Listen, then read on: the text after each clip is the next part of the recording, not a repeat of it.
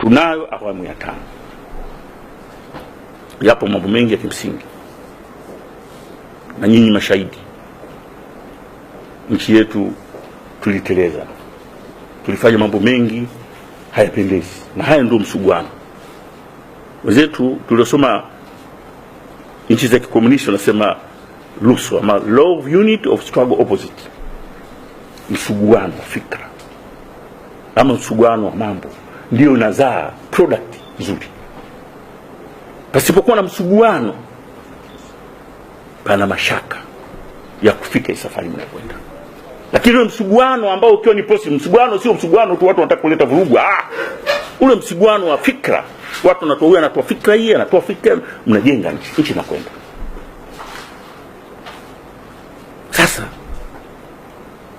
hii tupo awamu ya 5, yapo mambo mengi ambayo yamefanyika katika awamu zote 4 hizi. Lakini baya kubwa na ambayo ndio ugonjwa katika Afrika ama nchi zinazoendelea ama tunaitwa mwenyewe dunia ya 3. Baada ya kupata uhuru wa bendera, kulikuwa na ile serikali za kwanza zile ila ama kipindi cha kina Mwalimu, nakuta kina Mwalimu, akina Nkrumah, akina Nasa, akina Mulibuketa, akina Sekou Toure, wale ile rejimu yao ile ipo ni unique. Ukitazama wale walikuwa kweli wana uchungu wa ukoloni, wanajua madhara ya ukoloni. Kwa hiyo walikuwa wana uchungu kukomboa wananchi wao. Lakini nchi zilikuwa chini sana. Elimu hakuna. Maana wakoloni kitu cha kwanza walichofanya ni kudumaisha watu kifikra. Shule aliendeleza ndogo ndogo tu, hapakuwa na university kama sisi Afrika Mashariki yote tulikuwa na makelele. Sasa unapeleka tu ngapi? Sasa lakini waliweza kutengeneza aina fulani. Tukafika hapo. Lakini baadaye taratibu pakawa na matatizo. Viongozi wetu wengi wakaanza kutaka mali, kutaka ufahari, kutaka nasa na kadhalika. Ndio tumefika leo miaka zaidi ya 60. Hebu nieleze nchi ya mfano katika Afrika ambayo unaweza kusema hii mfano, ambayo sisi tunategemea Afrika Kusini na wenzetu wana matatizo. Tulitegemea Nigeria, huko ndo kivumbi. Mpaka kiongozi yule Cameroon anawaambia fantastic. Wao ndo source ya corruption. Sasa tumefika hapo mahala pagumu. Ndio kipindi sasa huyu kiongozi wetu anaingia katika mazingira haya. Wengine wakachukua nchi kama mali binafsi, vituko vingi katika Afrika, vituko vingi. Wengi nyinyi mnajua, viongozi wetu wengi ukiwachambua katika Afrika ni tatizo. Lazima tuseme kweli. Na ndio tumefika hapa kwa sababu miaka 60 alafu resource mali iliyopo ndani ya Afrika ni virgin Afrika. Uwezo ukasema sisi maskini hata siku moja. Mtu mmoja, mchumi mmoja alisema kweli, maskini unaweza kusema, unajua watu wanaweza kishangaa Japan kwa sababu tajiri. Ile ni maskini. Maskini kwa sababu haina mali asili, haina dhahabu, haina chochote. Wamewekeza kwenye brain tu. Sisi hapa tuna kila kitu. Afrika na kila kitu, lakini sisi ndio watu wa kwanza kazi yetu kwenda kuomba. Mpaka leo unakuwa sifa mtu kupanda ndege kwenda Ulaya kwenda kuomba tu, unaomba nini? Tumefika mahala hapa. Lakini baya zaidi ambalo linatusumbua ni ufisadi. Watu hawana uoga, watu hawana mapenzi ya nchi zao. Tena huyu kiongozi ama viongozi tumeshiriki katika kuhujumu nchi yetu, kuifikisha hapa mahala. Mpaka tukawa sasa unafika mahala kuwa omba ni sifa. Kiongozi kufanya safari nje ya kwenda kuomba ni sifa. Lakini hata yule unayemuomba anacheka, anakudharau. Unaomba nini? Wewe una kila kitu. Sasa rasilimali, bahati nzuri sasa hivi Afrika kwa mfano kama Mwalimu Nyerere amewekeza sana. Wengine tumesoma sisi bure. Mimi elimu yote mpaka nakwambia sasa napata PhD na nida. Soma bure. Wote unaona wanapiga kelele na wote wamesoma bure. Tunalipumba kwa ndani. Wote wamesoma bure. Kwa fedha za nchi hii. Huyu ni Mwalimu alifanya kazi. Alijua invest kwenye elimu, watu watakapata ufahamu wataiongoza nchi yao. Ndio kesi tulionayo. Sasa yapo mambo mengi hapa. Lakini kubwa katika ufisadi, niseme ndugu zangu, tunaoshiriki ni sisi wenyewe. Tunajiita wazawa, indigenous, ama kwa kutumwa ama hata wewe mwenyewe kwa kujibembeleza. Tuna wahujumu wakubwa wa nchi ama rasilimali za nchi. Na unaweza kutoka nje akaenda kama tatubi katika nchi alafu akamsafirisha kwenda nje, kama si wewe na mimi. na ndio tumewapakiza kwenye ndege, na ndio tunakwenda kuwawinda. Nani anaweza kama atoke Thailand akawinde tumbili? Anajua tumbili wapo wapi? Sisi viongozi na sisi wenyewe. Alafu hali ikiwa mbaya, kila mmoja na mambo zake, lakini yeye mwenyewe ndio creator wa hali hiyo. Sasa hapa ndio penye msuguano, unasema msuguano wa fikra, tunakwenda vipi, tunafanyaje? Kubwa ni kupata kiongozi mwenye kutambua kwanza tatizo, kwa sababu unajua hata ukienda kwa daktari, wewe mwenyewe hujui maradhi yako na daktari hajui maradhi, anaweza kukupa vidonge vikawa sumu vikakuua. Kwanza wewe mwenyewe unajua kwamba mimi naumwa tumbo, sasa daktari ataanza kupima toka kwenye tumbo. Tumbo lina mambo mengi, ama kichwa kina mambo mengi.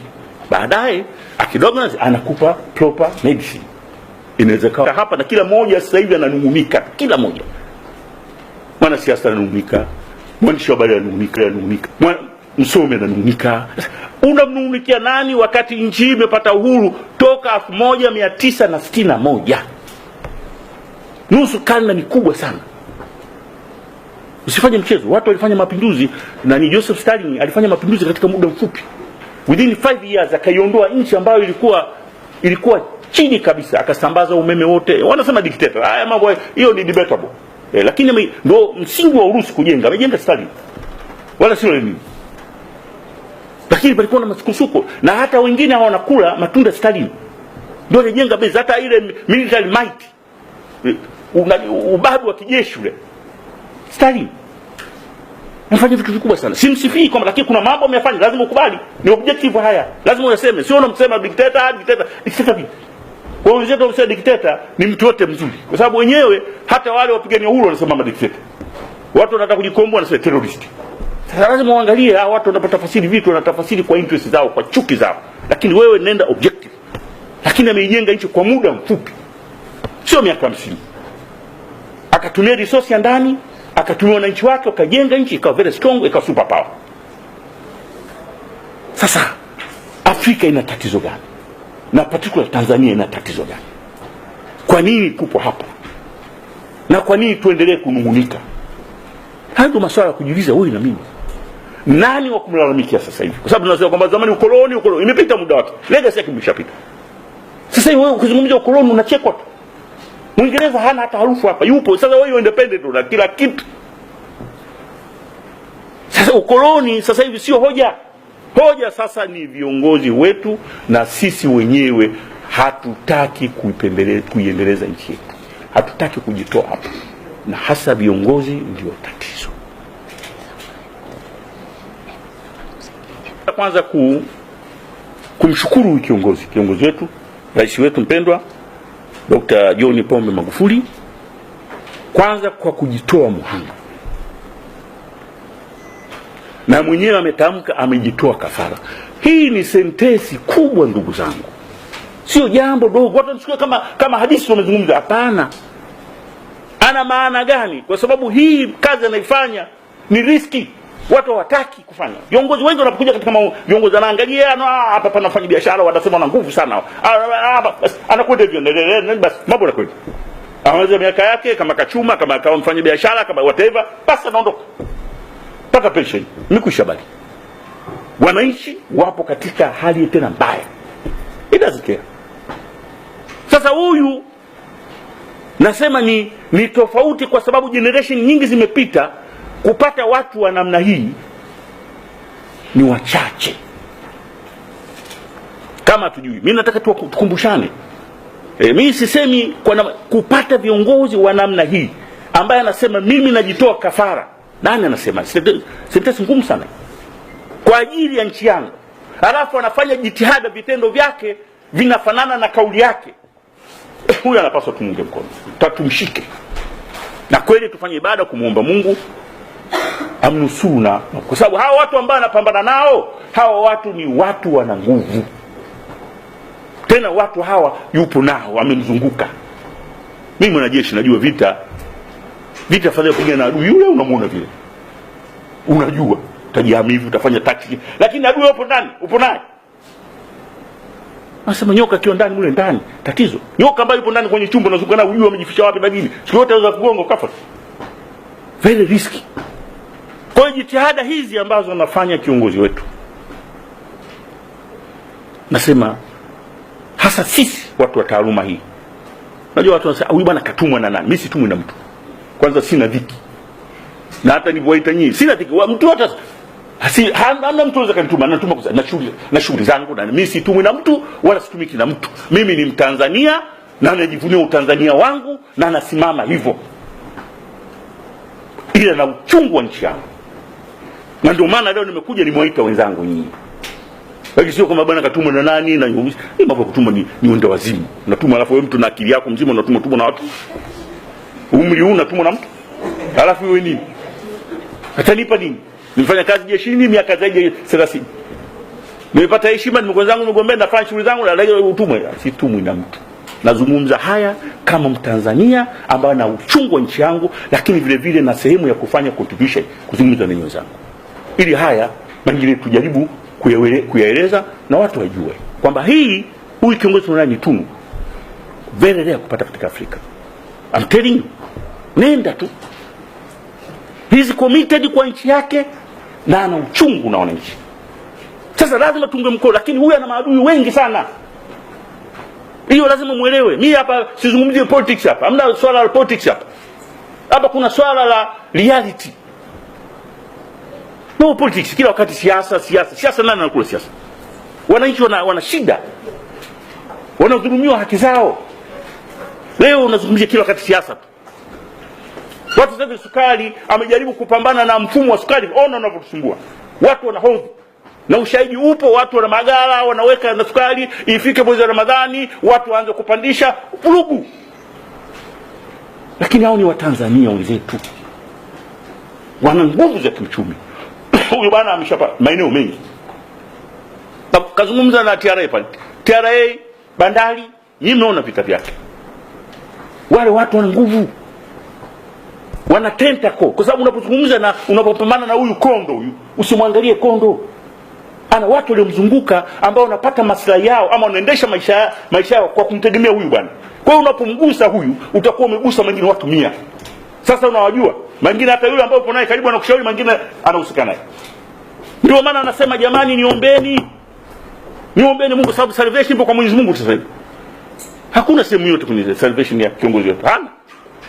Na Watanzania sisi tumuombe, tumuunge mkono. Lakini vita aliyofungua ni very very complicated. Sababu viongozi wengi wanakwepa huko, hawataki. Anafanya miaka 5, 10, ngaka anaondoka basi. Atakalofanya lingi, lakini kugusa haya mambo tini ambayo ndio ukombozi wa nchi yetu, ili tuende kwenye uchumi, lazima ufanye haya. Katika Afrika hawapo. Kama wapo basi nionyesheni. Mimi sijaona. Nasema kweli. Pamoja na usomi wangu, ni mwandishi wa habari, mimi sijaona kiongozi. Nionyeshe. Sijui alikuwa Gaddafi na umemuondoa maskini Mungu. Sasa wenyewe wanasema kwamba tulifanya makosa kumuondoa. Nchi ambayo ilikuwa ya neema, watu walikuwa wote, hamna mtu asiyokuwa na kazi, asiyokuwa na kazi alikuwa analipwa, mpaka ukitaka kuoa unapata fedha.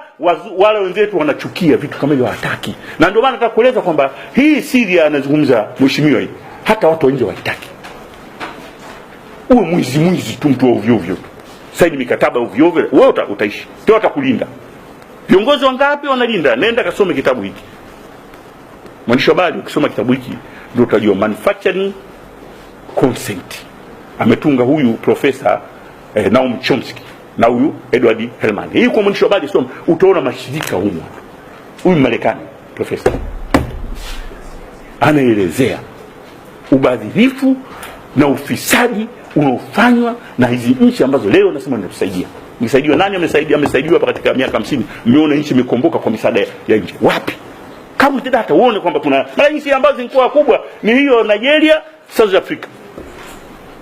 Hino ukiangalia wenzetu tunaona matatizo. Sasa nasema huyu kiongozi wetu lazima kwanza tujue hivyo. Na sisi wana taaluma ya habari tuna nafasi nzuri ya kueleza ukweli.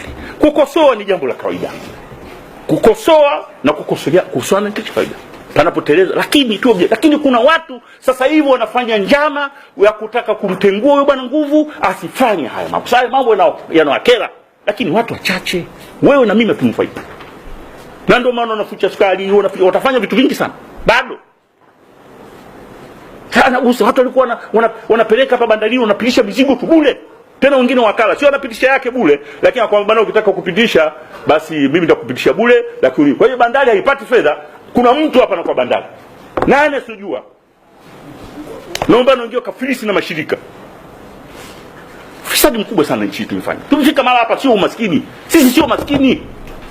Na hiyo amezungumza kiongozi wetu, tumwamini, sisi sio maskini. Umaskini ni wa kujitakia. Na ndio maana leo watu wanaandika tena kwa kufurahi kwamba tumenyimwa misaada Marekani. Sasa msaada ule ambao wewe unakusanya kwa mwezi mmoja. Usisifie jitihada za kuandisha tupo watu ajabu sana. Shilingi 10 zitakapewa na Marekani utaziona nyingi kuliko shilingi 40 uzonazo. Yakini hesabu wapi? Wapi? Tumelewa. Tu unaandika msaada gani? Resource ya ndani. Barabara nyingi hapa tumejenga kwa hela zetu ndani, ambazo zamani ilikuwa ni kitu ambacho hakifikiriki. Lakini mheshimiwa alikuwa wizara mambo ya ujenzi. Barabara nyingi sio za misaada hizo. Tunaweza tukafanya. Resource tunayo. Watu tunao. Wasome tunao. Sasa tusifike mahala tukawa ni watu tu kila wakati wa kuomba. Hapana, nje na kule baridi kali na nchi ambayo imeendelea. Nchi ambayo nasina tupa misaada. Lakini ndani ya nchi hiyo unakuta wananchi wake wapo very pathetic.